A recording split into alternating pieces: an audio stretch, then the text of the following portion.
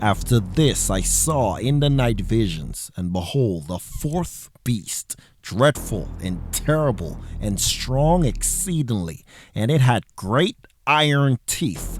It devoured and brake in pieces, and stamped the residue with the feet of it.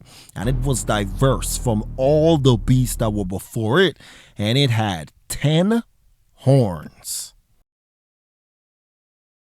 Justinian, Charlemagne, Otto the Great, Charles V, Napoleon Bonaparte, Benito Mussolini.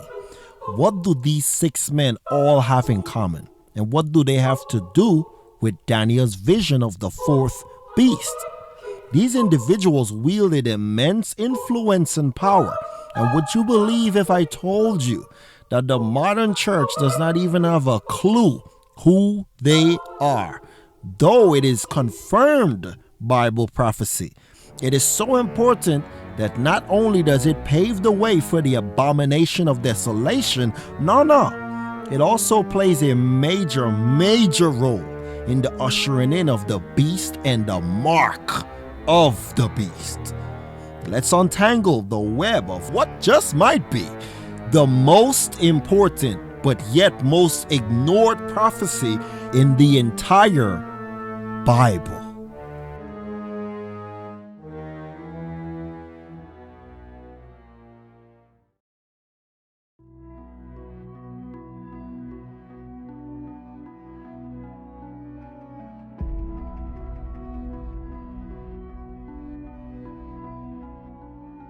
Gaze your eyes upon this beast.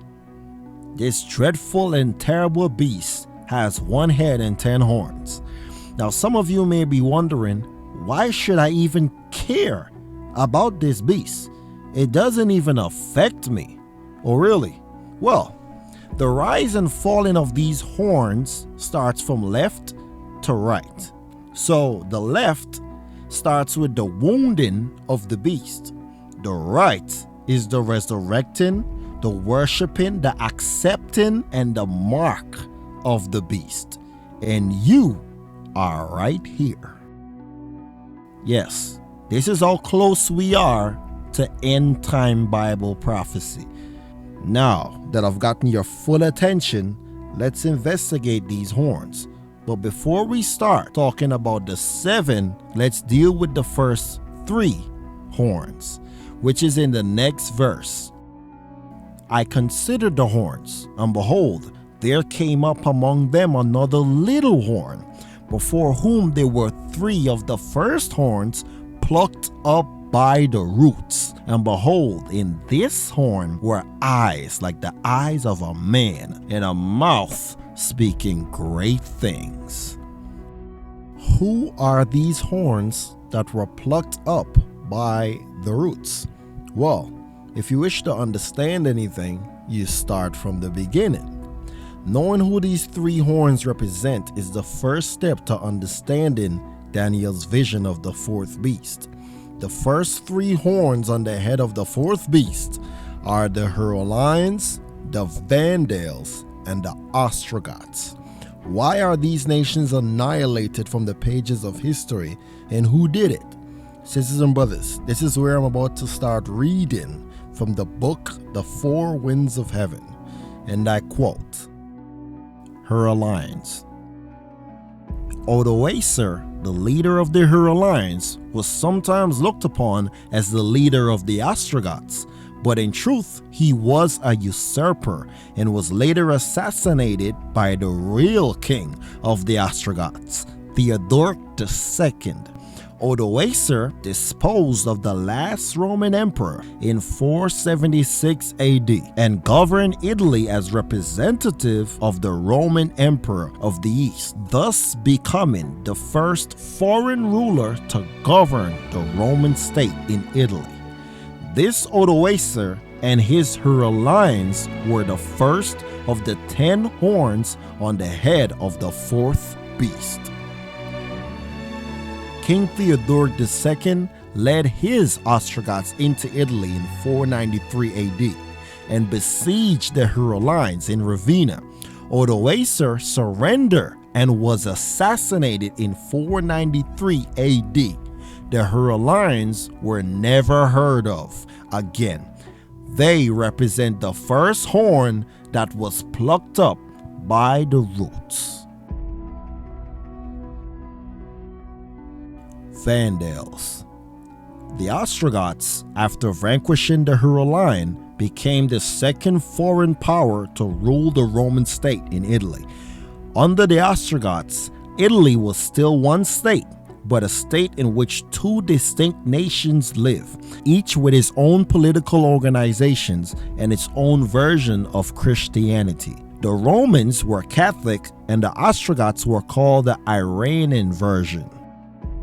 While King Theodoric II was busy carving himself a spot out of the once great Roman Empire, his brother-in-law, King Genseric, the leader of the Vandals, conquered all of Roman Africa, with the exception of Bonava and Sortia. After both King Theodoric II of the Ostrogoths and King Genseric of the Vandals died, their successors took over, belonging to the Iranian version of Christianity. They severely persecuted the Catholics, and both nations were defeated by Justinian, who held the title of Roman Emperor of the East. Justinian waged war on the Vandals and defeated them in 533 AD. The Vandals no longer figure as a nation in history. Now the second horn on the head of the beast has been plucked up by the roots.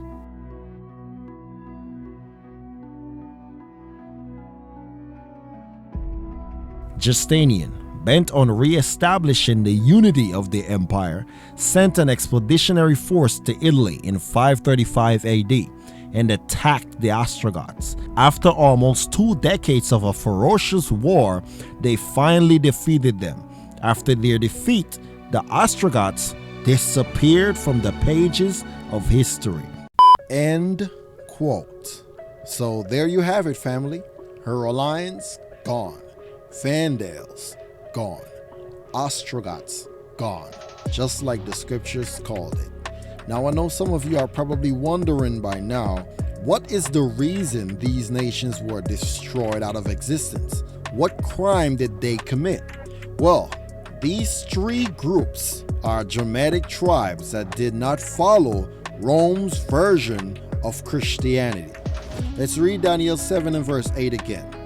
I considered the horns, and behold, there came up among them another little horn, before whom there were 3 of the first horns plucked up by the roots. And behold, in this horn were eyes like the eyes of a man, and a mouth speaking great things. This is the horn that the Herolians, the Vandals, and the Ostrogoths rebelled against, the horn of the papacy, whose leader is the Pope. This little horn with a big mouth spake great things, like she is the mother church, and the Pope is the replacement of the Son of God. Great lies. In conclusion, family, this video shows the fate of the Herolians, the Ostrogoths, and the Vandals, showing their demise at the hands of the Roman Empire. Now that the Herolians, the Vandals, and the Ostrogoths are all gone, we're left with 7 horns on the head of the 4th beast in Daniel's vision. Sisters and brothers, join me next week where we dive into these remaining horns and unravel how Justinian, Charlemagne, Otto the Great, Charles V, Napoleon Bonaparte, and Benito Mussolini have all collectively sown the seeds for the future coming of the abomination of desolation. Thank you.